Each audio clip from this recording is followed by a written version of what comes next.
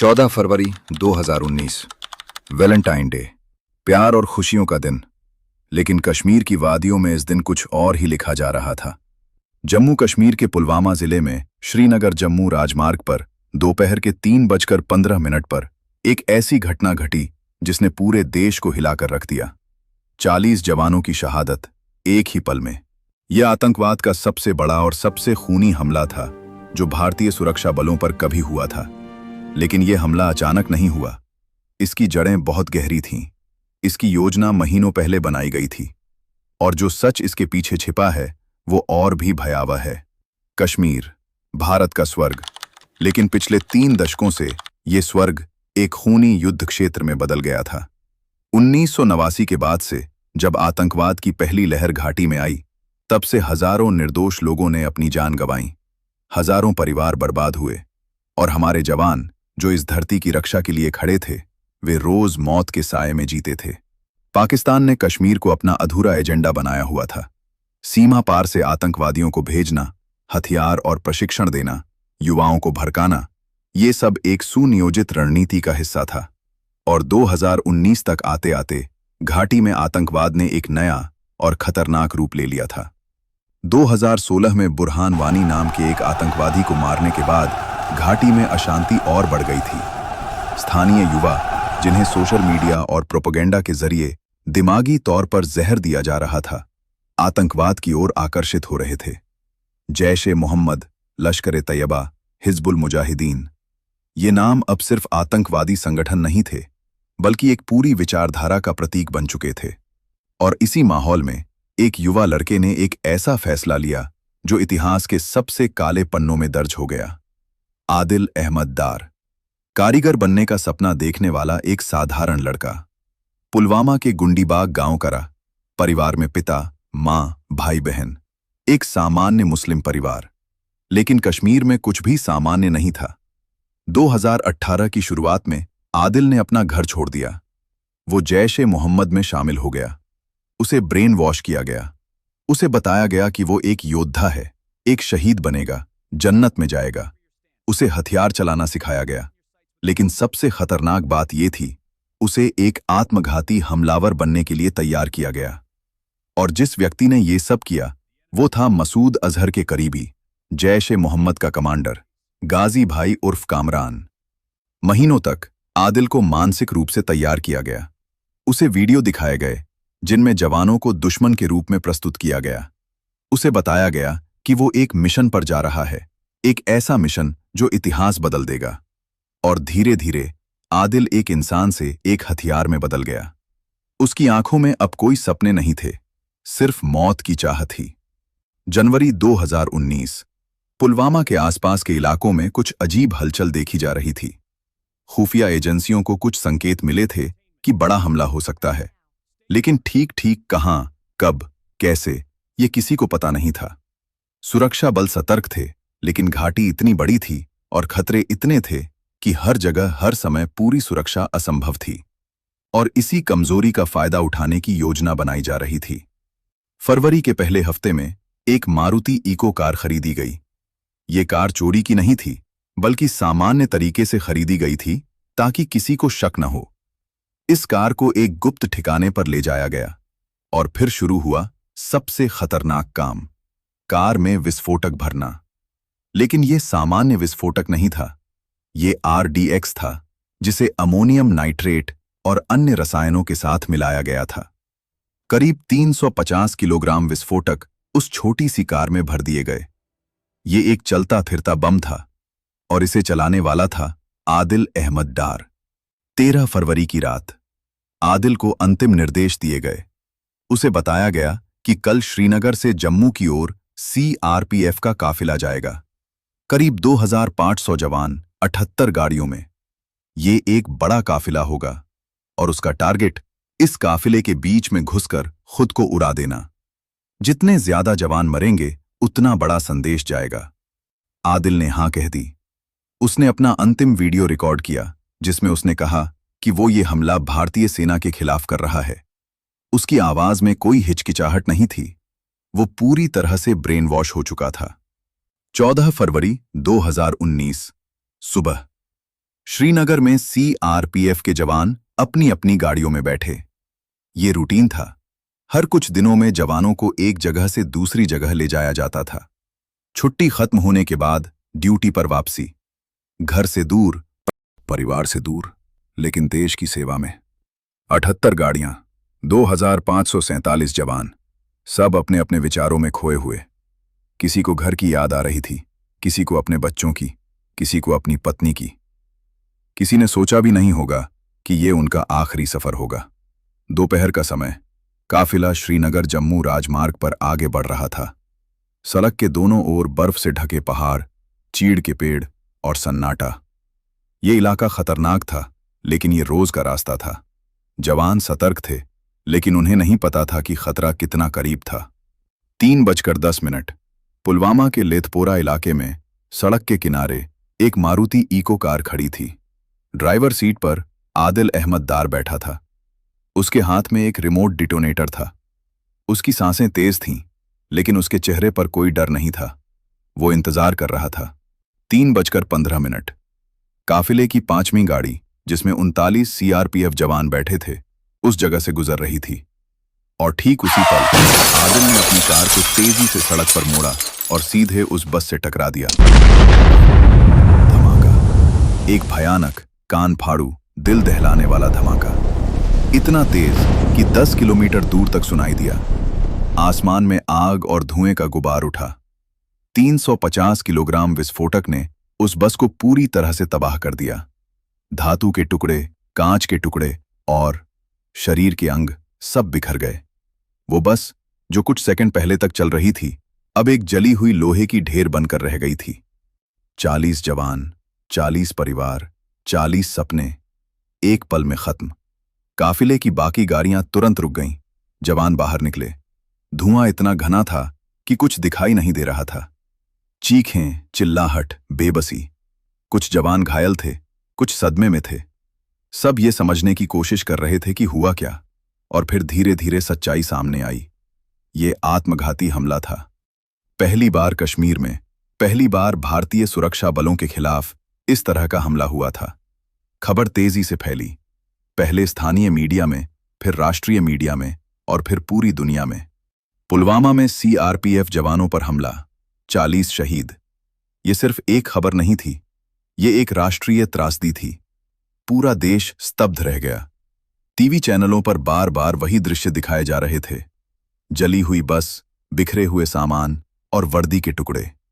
लोगों की आंखों में आंसू थे, दिलों में गुस्सा था। शहीदों के नाम एक एक करके सामने आने लगे। मोहनलाल, विजय सोरेंग, जगन्नाथ, रतन ठाकुर। हर नाम के पीछे एक कहानी थी। एक घर था, एक परिवार था, किसी का बेटा, किसी का पति, किसी का पिता। हर जवान ने देश के लिए अपनी जान दी थी, लेकिन उनके परिवारों को जो दर्द मिला, वो शब्दों में बयान नहीं किया जा सकता। हेड कांस्टेबल रतन कुमार ठाकुर, छत्तीसगढ़ के बस्तर जिले से, 13 साल की सेवा, पत्नी और 2 बेटियां। 14 फरवरी की सुबह उन्होंने अपनी पत्नी से फोन पर बात की थी। कहा था, जल्दी घर आऊंगा, बेटियों को प्यार करना। लेकिन वो कभी नहीं लौटे। कांस्टेबल जगदीश प्रसाद, राजस्थान के बूंदी से, 27 साल के युवा जवान। उनकी शादी को सिर्फ 4 महीने हुए थे। उनकी पत्नी को अभी तक यह विश्वास नहीं हुआ था कि वो विधवा हो गई हैं। कांस्टेबल तिलक राज, हिमाचल प्रदेश के ऊना से, 3 बच्चों के पिता। सबसे बड़ी बेटी ने बाद में कहा, पापा ने कहा था कि वो मेरी पढ़ाई पूरी करवाएंगे, अब कौन करवाएगा। ऐसी 40 कहानियां, 40 अधूरे सपने, 40 टूटे हुए परिवार। पुलवामा हमले के कुछ ही घंटों में जैश-ए-मोहम्मद ने इसकी जिम्मेदारी ली। उन्होंने आदिल का वीडियो भी जारी किया, जिसमें वो हमले की धमकी दे रहा था। और फिर सारा ध्यान पाकिस्तान की ओर गया, क्योंकि जैश-ए-मोहम्मद पाकिस्तान से ही चलता था। मसूद अजहर, जो इस संगठन का मुखिया था, पाकिस्तान के बहावलपुर में खुलेआम रहता था। पाकिस्तानी सरकार उसे संरक्षण देती थी। और अब यह सवाल उठने लगा, क्या पाकिस्तान के खिलाफ कार्रवाई होगी? भारत में गुस्सा अपने चरम पर था। लोग सड़कों पर उतर आए। पाकिस्तान मुर्दाबाद के नारे गूंजने लगे। कई जगहों पर पाकिस्तानी कलाकारों, खिलाड़ियों के खिलाफ प्रदर्शन हुए। सोशल मीडिया पर #avenge40 हीरोज ट्रेंड करने लगा। देश एक जवाब चाहता था, एक कड़ा, मजबूत जवाब। सरकार पर दबाव बढ़ने लगा। प्रधानमंत्री नरेंद्र मोदी ने तुरंत राष्ट्रीय सुरक्षा समिति की बैठक बुलाई। उन्होंने कहा, हमारे जवानों के खून का बदला लिया जाएगा। आतंकवादियों और उनके समर्थकों को बहुत बड़ी कीमत चुकानी होगी। लेकिन सवाल ये था, कैसे? युद्ध, कूटनीतिक दबाव या कुछ और? अंतर्राष्ट्रीय स्तर पर भी प्रतिक्रिया आनी शुरू हुई। अमेरिका, फ्रांस, ब्रिटेन सभी ने पुलवामा हमले की निंदा की। उन्होंने पाकिस्तान से कहा कि वो अपनी जमीन पर आतंकवाद को बढ़ावा देना बंद करे। लेकिन पाकिस्तान ने हमेशा की तरह इनकार किया। उनके प्रधानमंत्री इमरान खान ने कहा, अगर भारत के पास कोई सबूत है तो हम कार्रवाई करेंगे। लेकिन यह सिर्फ दिखावा था। सच तो यह था कि पाकिस्तान की सेना और आईएसआई ही इन आतंकवादियों को शरण देते थे, प्रशिक्षण देते थे, हथियार देते थे। और फिर 26 फरवरी को भारत ने जवाब दिया। भारतीय वायुसेना ने पाकिस्तान के बालाकोट में जैश-ए-मोहम्मद के प्रशिक्षण शिविर पर हवाई हमला किया। यह एक ऐतिहासिक कदम था। 1971 के युद्ध के बाद पहली बार भारत ने अंतर्राष्ट्रीय सीमा पार करके पाकिस्तान में हमला किया था। मिराज 2000 लड़ाकू विमानों ने स्पाइस 2000 बम गिराए।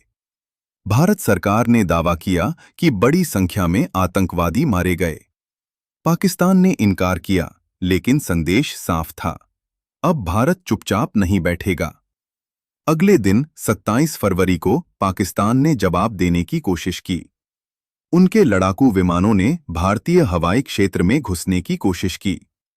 लेकिन भारतीय वायुसेना तैयार थी, डॉगफाइट हुई और उसी दौरान विंग कमांडर अभिनंदन वर्धमान का विमान पाकिस्तानी क्षेत्र में गिर गया। उन्हें पकड़ लिया गया। पूरा देश फिर से तनाव में आ गया। युद्ध की आशंकाएं बढ़ने लगीं।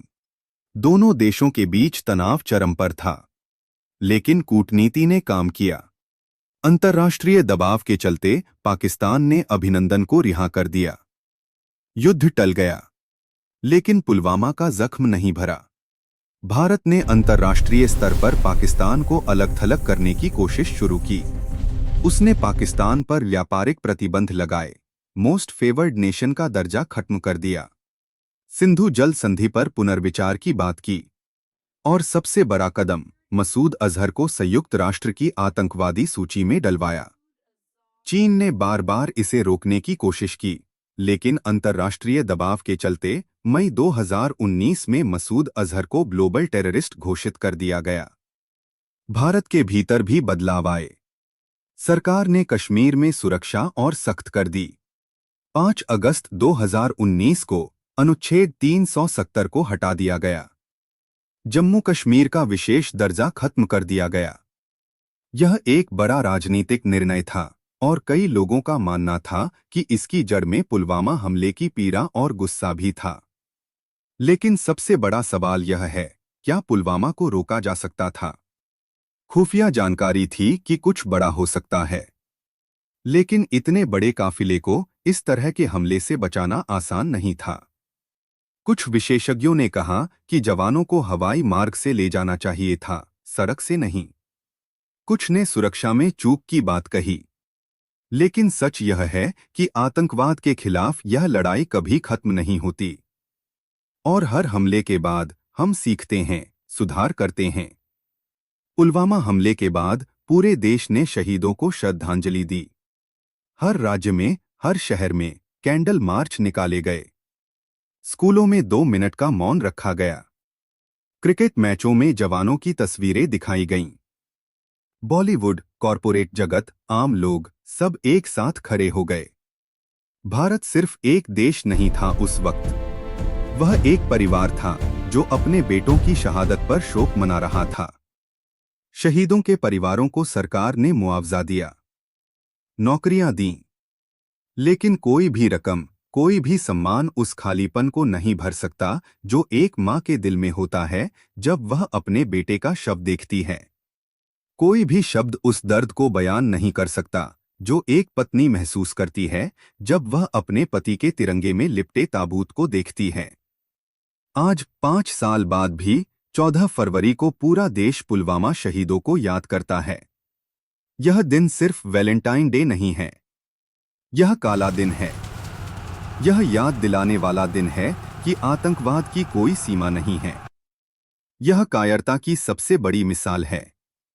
और यह दिन हमें यह भी याद दिलाता है कि हमारे जवान हर दिन, हर पल हमारी रक्षा के लिए अपनी जान जोखिम में डालते हैं। पुलवामा हमले की जांच आज भी जारी है। कई आतंकवादी पकड़े गए, कुछ मार गिराए गए, लेकिन मसूद अजहर आज भी पाकिस्तान में सुरक्षित बैठा है, आईएसआई के संरक्षण में।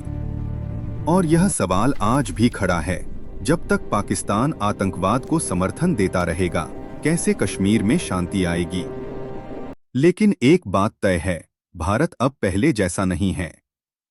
पुलवामा के बाद भारत ने दुनिया को दिखा दिया कि वह सिर्फ शिकायत नहीं करता, बल्कि जवाब भी देता है। बालाकोट एयर स्ट्राइक ने यह साबित कर दिया कि अब भारत सीमा पार जाकर भी आतंकवाद को खत्म करने के लिए तैयार है, और ये संदेश पूरी दुनिया में गया। आज जब हम पुलवामा को याद करते हैं तो हमें सिर्फ दर्द नहीं बल्कि गर्व भी होता है। गर्व उन 40 जवानों पर जो देश के लिए शहीद हुए, गर्व उन परिवारों पर जिन्होंने अपना सब कुछ देश को दे दिया, और गर्व इस देश पर जो हर मुश्किल में एक साथ खड़ा होता है। पुलवामा सिर्फ एक घटना नहीं है, यह एक याद है, यह एक सबक है, यह एक चेतावनी है, और सबसे बढ़कर यह एक वादा है कि हम अपने शहीदों को कभी नहीं भूलेंगे।